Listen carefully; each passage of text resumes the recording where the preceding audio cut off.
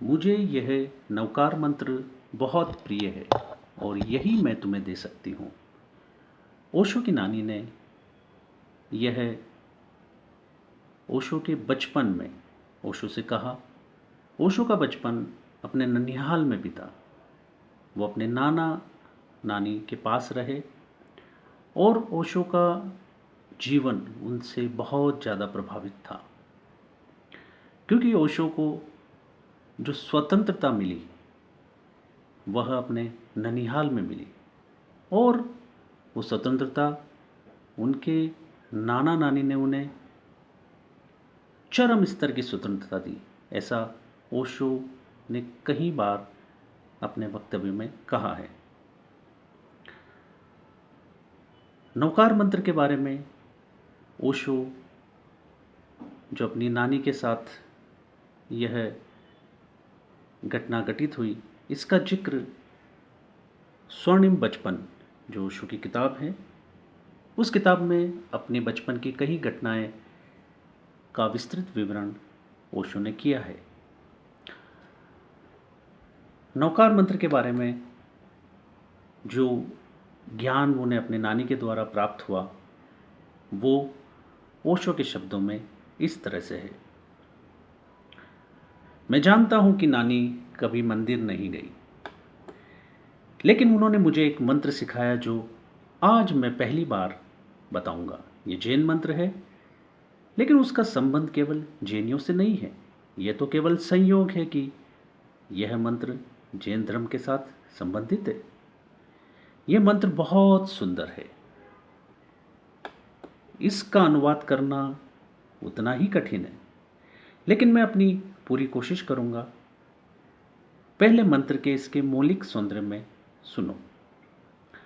नमो अरिहंताणम नमो नमो, नमो सिद्धाणम नमो नमो, नमो आयरियाणम नमो नमो, नमो उवज्जैणम नमो नमो, नमो लोए सव्व साहुणम नमो नमो, एसो पंच नमोक्कारो सव्व पावपणासनो, मंगलाणम च सव्यसिम परमम हवय्य मंगलम।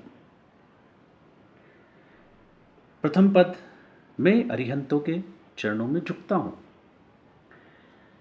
जैन धर्म में अरिहंत उसे कहते हैं जिसे बौद्ध धर्म में बोधिसत्व कहते हैं, जिसने परम सत्य को पा लिया लेकिन किसी और की चिंता नहीं करता। वह अपने घर पहुंच गया और संसार की ओर पीठ कर ली। वह कोई धर्म नहीं बनाता, वह कोई उपदेश भी नहीं देता, वह कोई घोषणा भी नहीं करता। निश्चित ही सबसे पहले उसको ही याद किया जाना चाहिए। सबसे पहले उन सब लोगों का स्मरण जिन्होंने स्वयं को जाना और चुप रह गए। पहला आदर शब्दों के लिए नहीं वरन मौन के लिए है। दूसरों की सेवा के लिए नहीं वरन स्वयं को जानने के लिए है। इससे कोई फर्क नहीं पड़ता कि दूसरों की सेवा होती है या नहीं। वह प्राथमिक नहीं है, गौण है। प्राथमिक है उसने स्वयं को जाना। इस दुनिया में स्वयं को जानना सबसे मुश्किल कार्य है। उसके बाद द्वितीय पद में नमो सिद्धाणम नमो नमो, यह मंत्र प्राकृत में है, संस्कृत में नहीं। प्राकृत जैनियों की भाषा है। यह संस्कृत से अधिक प्राचीन है। संस्कृत शब्द का अर्थ ही परिष्कृत होता है। तुम परिष्कृत शब्द से ही समझ सकते हो कि इससे पहले अवश्य कुछ रहा होगा, अन्यथा तुम किसे परिष्कृत करोगे। प्राकृत का अर्थ है बिना परिष्कार के, स्वाभाविक, अनगढ़। और जैनों का यह कहना बिल्कुल ठीक है कि उनकी भाषा दुनिया की सबसे प्राचीन है। उनका धर्म भी अति प्राचीन है। मंत्र प्राकृत में है, अपरिष्कृत, अनगढ़। नमो सिद्धाणम नमो नमो, मैं उनके चरणों में झुकता हूं जो अपने स्वभाव में पहुंच गए। नमो आयर्याणम नमो नमो, मैं आचार्यों गुरुओं के चरणों में झुकता हूँ। उन्होंने भी उसी को उपलब्ध किया, लेकिन वे संसार की ओर मुख किए हुए हैं। वे संसार की सेवा करते हैं। वे संसार में रहते हुए संसार के नहीं हैं, फिर भी संसार में है। चौथा पद है नमो वज्रायणम नमो नमो। मैं उपाध्यायों, शिक्षकों के चरणों में झुकता हूँ। शिक्षक और गुरु के सूक्ष्म अंतर को तुम जानते हो। गुरु ने जाना है और जो जाना है उसे वह दूसरों को बांटता है। शिक्षक ने जानने वालों से प्राप्त किया है और उसको ज्यों का त्यों संसार को देता है, लेकिन उसने स्वयं नहीं जाना है। इस मंत्र के रचयिता सचमुच अद्भुत है। उनके चरणों में भी झुकते हैं जिन्होंने स्वयं नहीं जाना है, लेकिन कम से कम सद्गुरुओं का संदेश लोगों तक पहुंचा रहे हैं। पांचवी पंक्ति उन सबसे ज़्यादा महत्वपूर्ण वाक्यों में से जिनसे संपर्क में और मैं अपने जीवन में कभी भी आया। यह बड़ी अद्भुत बात है। जब मैं छोटा सा बच्चा था तभी मेरी नानी ने इसे मुझे दिया। जब मैं तुम्हें यह समझाऊंगा कि तुम भी इसके सौंदर्य को देखोगे। केवल उनमें ही इसको मुझे देने की क्षमता थी। यद्यपि सब जैन इसको अपने मंदिर में दोहराते हैं, लेकिन मैं किसी और को नहीं जानता जिसमें इसकी घोषणा करने का साहस रहा। लेकिन दोहराना एक बात है और अपने किसी प्रिय व्यक्ति के जीवन में इसे उतारना बिल्कुल दूसरी बात है। नमो लोए सव सावणम नमो नमो। मैं उन सब लोगों के चरणों में झुकता हूं जिन्होंने स्वयं को जाना है, बिना किसी भेदभाव के। चाहे वो हिंदू हो, चाहे जैन, चाहे बौद्ध, चाहे ईसाई, चाहे मुसलमान। मंत्र कहता है मैं उन सब के चरणों में झुकता हूं जिन्होंने स्वयं को जाना है। जहां तक मैं जानता हूं यही एकमात्र मंत्र है जो पूर्णतः धर्मनिरपेक्ष है। पहले 4 भाग 5वें से भिन्न नहीं है। वे सब इसी में समाये, लेकिन इसमें एक विस्तार है जो उनमें नहीं है। यह 5वीं पंक्ति सब मंदिरों, सब चर्चों पर लिखी जानी चाहिए, बिना किसी ख्याल के कि वे किसके हैं, क्योंकि यह कहती है मैं उन सब के चरणों में झुकता हूं जिन्होंने उसे जाना है।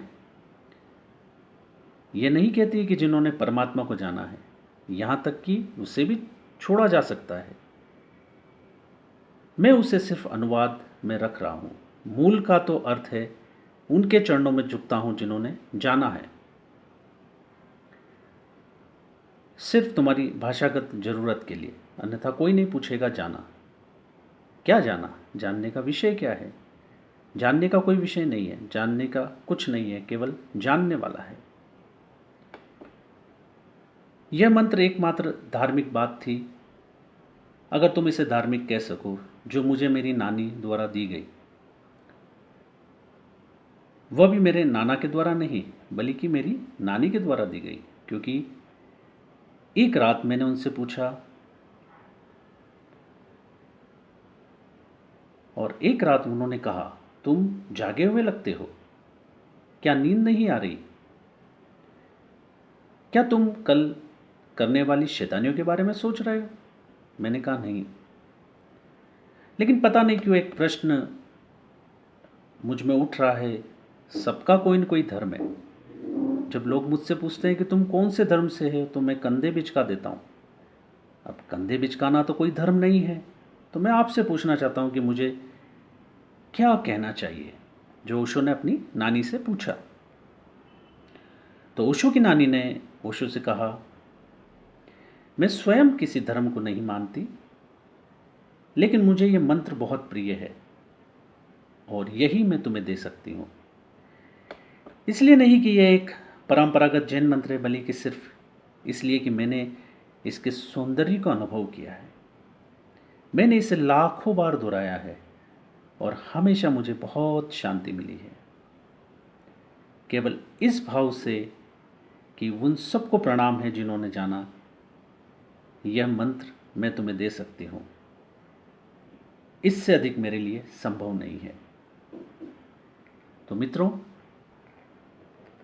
ओशो की नानी ने ओशो से क्यों कहा कि मुझे ये नवकार मंत्र बहुत प्रिय है, यही मैं तुम्हें दे सकती हूँ। इसकी व्याख्या को हमने यहाँ जाना और ये प्रस्तुति अगर आपको अच्छी लगी हो तो ज़रूर आप इसको शेयर करें। आपका बहुत बहुत धन्यवाद।